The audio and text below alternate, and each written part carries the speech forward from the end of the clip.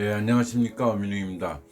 오늘은 지난 45강, 62강에서 소개해드린 크레스탈 어프로치를 통해서 사이누스 내에 본그래프트하고 또 소켓 프리저베이션도 동시에 하는 본그래프트에 대한 1년 팔로우업 케이스, 8년 팔로우업 케이스를 소개해 드리도록 하겠습니다.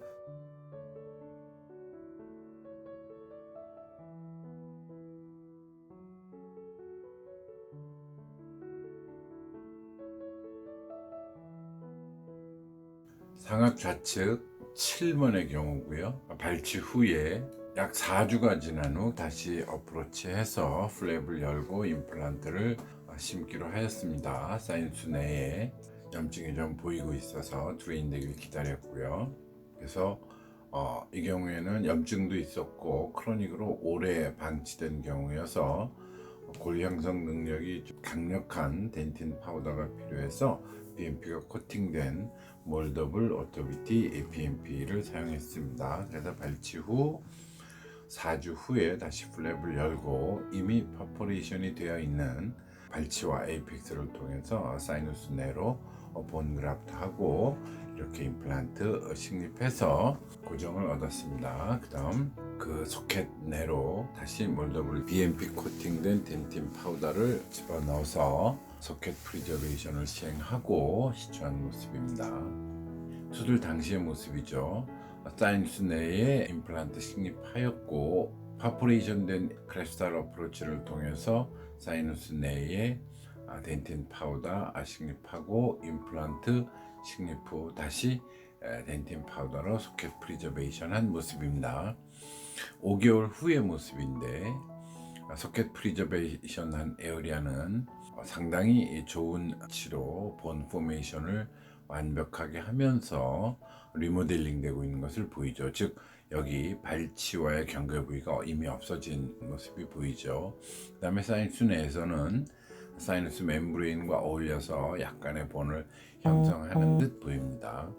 그리고 5개월 후에 프로비저널 프로세시스 수식하고 1년이 지났는데 1년이 지난 후에 보시면 소켓 프리저베이션 한 에어리아 마지널 본에 아직 코티칼 본은 완성되지 않았지만 본 포메이션 왕성하게 하고 있고 사이누스 내에는 이렇게 사이누스 멤브레인이 오다가 거의 같은 헤이지니스를 보이는 본 포메이션 형태의 양상을 보이고 있습니다. 그래서 매우 잘 유지하고 있는 임플란트인데 이것을 3D 디멘전으로 한번 보겠습니다. 그래서 이게 수술 당시에 바칼 월, 팔라탈 월이고 여기 소켓 프리저베이션 한 에어리아이며 여기 사이누스 경계 부위가 보이죠. 경계 부위에 들어갔던 덴틴 파우더는 콜라제너스 네이처 때문에 아직 미네랄라이제이션이 안 돼 있으므로 잘 보이지 않고 있습니다만 1년이 경과한 후 3D 디멘전상에서 팔라탈 에어리아, 바칼월 리모델링 잘 되었죠. 임플란트 넥 에어리아로 리모델링이 잘 되어서 이 안에 캔슬러스 본도 형성하고 있는 것으로 보입니다. 잘 형성돼 있고 사이누스 내의 경계가 이렇게 되어 있는데 메디알 쪽으로는 이미 많은 양의 뼈가 형성되어 있는 것으로 보이고 바칼 쪽, 라비알 쪽으로도 뼈를 형성하기 시작한 것으로 보입니다. 그래서 이걸 정면에서 보지 않고 약간 상부에서 이 임플란트를 다시 보겠습니다. 이게 수술했을 때의 모습이고 임플란트의 경계, 바칼월, 팔라탈월 아직 여기는 완성이 안 돼 있죠. 그리고 사이누스 내 아마 임플란트 주변으로 들어갔던 덴틴 파우더가 이렇게 보이는 것 같은데 1년 경과 후입니다. 임플란트에 굉장히 잘 리모델링된 바칼월과 팔라탈월이 보이죠. 그리고 본 포메이션도 굉장히 잘 돼 있으며 캔슬러스 본도 발달하기 시작했습니다. 1년 안에 이렇게 크레스탈 어프로치로 또는 발치화를 통해서 사이누스 내 본그래프트를 했을 경우에 1년 안에 이렇게 본 포메이션을 즉 미네랄라이제이션 했다는 의미인데요. 잘 보기는 힘듭니다. 좀 더 오랜 기간이 걸리는데 이 경우는 BMP의 효과가 좋았던 것인지는 잘 모르겠습니다만 1년 동안에 굉장히 빨리 뼈를 형성하는 경우라서 소개해 드렸습니다. 이번엔 8년 경과한 경우를 보겠습니다. 상악 좌측 제2소구치인데 아마 수직골절된 상태로 오랫동안 방치하여서 오히려 그 염증이 사이누스 내로 이렇게 확산된 그런 형태를 보이고 있고 주변 알베올라본도 많이 녹았습니다. 그래서 일반적인 사이누스 클래스 2의 경우에처럼 임플란트 고정을 할 수가 없어서 이 경우에는 타입 3 or 4로 먼저 소켓 프리저베이션 사이누스 본 그래프트를 하고 충분히 6개월을 기다린 후에 그 다음에 임플란트를 식립하는 수식을 시행하였습니다. 그래서 발치했을 때의 모습이고요. 발치와 에이펙스에 파포레이션 된 사이누스 내로 파포레이션 된 에어리아가 보이고 있습니다. 그래서 알베올라 본도 많이 파괴되었기 때문에 이니셜 스테빌리티를 얻을 수가 없어서 먼저 사이누스 내 본 그래프트와 소켓 프리저베이션을 시행하였고 소켓 프리저베이션 후 약 6주 후의 모습인데요. 소켓 프리저베이션하고 잘 힐링이 되었습니다만 그 중에 하나의 파우더가 노출이 되었죠. 이때 염증 없이 바이오 컴패터블함으로 단순히 제거하면 된다는 것을 69강에서 소개해드린 바 있습니다. 참조하시기 바랍니다. 약 9개월 후 소켓에 본이 형성된 모습입니다. 굉장히 형성이 잘 됐죠. 그래서 다시 플랩을 열고 들어가서 트래핀 바이옵시하고 임플란트를 식립하였습니다.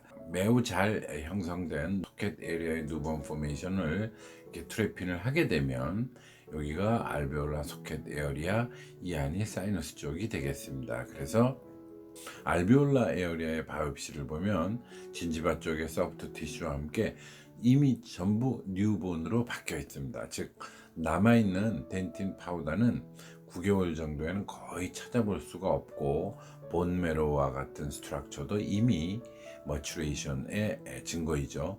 여기가 진지발적 소프트 티슈고 완전히 새로 형성된 뼈며 본메로우도 발전하고 있고 뉴본으로 바뀌고 있으며 남아있는 덴틴 파티클은 거의 찾아볼 수 없다. 반면에 혈행이 좋지 않은 사이누스 내에는 뉴본이 조금씩 형성하고 있지만 이것은 덴틴 파티클의 주변으로, 즉 BMP가 코팅된 덴틴 파우더의 오스테오 인덕티브 액티비티가 상당히 잘 작용하고 있다.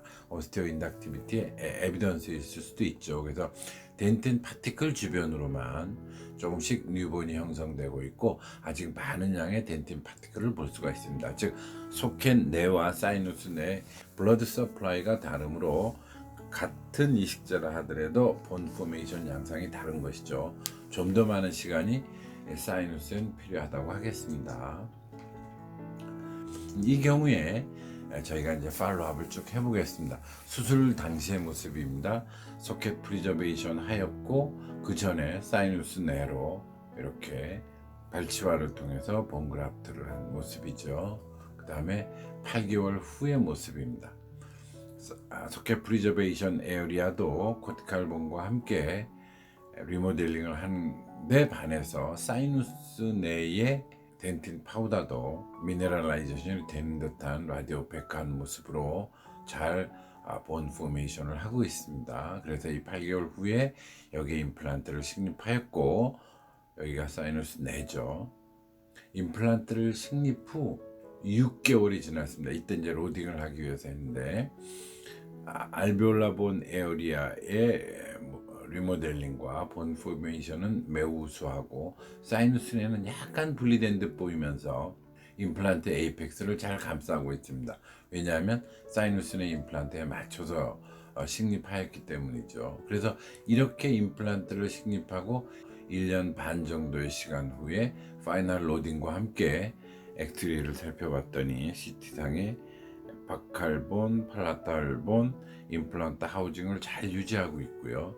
사이누스 내도 다시 힐링 과정과 마찬가지로 사이누스 내 본도 제자리를 찾아가기 시작했습니다. 그 이후에 8년이 경과한 후에 팔로우업이 다행히 되어서 환자를 살펴볼 기회가 있어서 CT를 봤습니다. 알베올라 본 포션에 바칼 팔라탈 본 흡수라든가 본 로스의 에비던스는 하나도 없고 오히려 코티칼 본과 캔슬러스 본이 잘 발달돼서 임플란트를 감싸고 있고, 특히 사이누스 내에 형성되어 있던 뼈는 마치 사이누스 경계 부위에서 코티칼 본을 형성한 듯한 모습과 함께 캔슬러스 본도 형성한 것으로 보이는, 즉 임플란트 하우징을 잘 이루고 있는 매우 훌륭한 임상 결과를 보이고 있습니다. 그래서 지난 45강, 62강에서 소개해드렸던 사이누스 클래스 2의 증례와 더불어서 오늘은 1년 경과 후에도 사이누스 내에서 매우 좋은 뼈 형성을 보이는 증례와 8년 경과 후 전혀 뼈의 흡수라든가 로스 없이 알베올라 본을 유지하고 있고,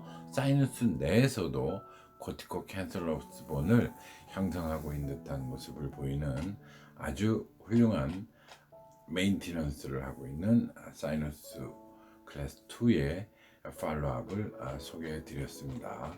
다른 경우가 있는 경우에 다시 소개해 드리도록 하겠습니다. 감사합니다. 엄링이었습니다.